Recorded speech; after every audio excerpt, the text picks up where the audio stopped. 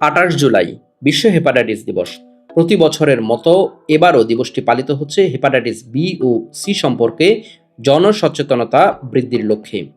চিকিৎসকদের মতে hepatitis B ও C এমন দুটি ভাইরাস যা অনেক সময় কোনো লক্ষণ ছাড়াই বছরের পর বছর শরীরে অবস্থান করে ধীরে ধীরে লিভারের মারাত্মক ক্ষতি করে। এ কারণেই এগুলোকে বলা হয় লিভারের নীরব ঘাতক।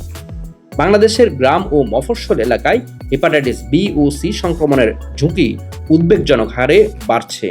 বিশেষজ্ঞদের মতে সচেতনতার অভাব, অনিরাপদ সেলুন ব্যবস্থা, অনিরাপদ যৌন মিলন, একই ব্লেড বা খুর বারবার ব্যবহার, একবার ব্যবহারযোগ্য সিরিঞ্জ পুনর্ব্যবহার এবং জীবাণুমুক্ত না করে ডেন্টাল যন্ত্রপাতি ব্যবহার এসবই সংক্রমণ ছড়িয়ে পড়ার অন্যতম কারণ।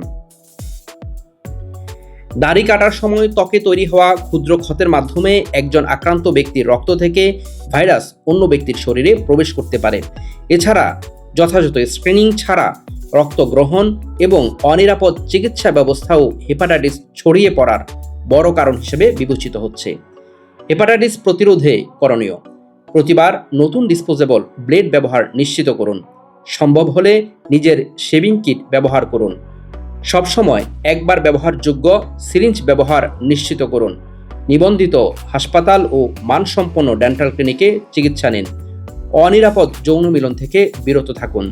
রক্ত নেয়ার আগে যথাযথ স্ক্রিনিং নিশ্চিত করুন। সময় মতো হেপাটাইটিস বি ভ্যাকসিন গ্রহণ করুন।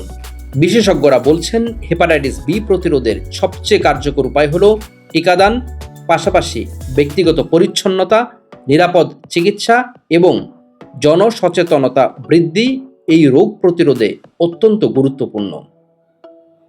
বিশ্ব হেপাটাইটিস দিবসে সবার প্রতি আহ্বান, সচেতন হন, নিরাপদ থাকুন এবং অন্যকেও সচেতন করুন, কারণ সামান্য অসতর্কতাই ডেকে আনতে পারে প্রাণঘাতী লিভারের রোগ। বিশ্ব হেপাটাইটিস দিবসের মূল বার্তা: হেপাটাইটিস প্রতিরোধ সম্ভব যদি আমরা সচেতন হই।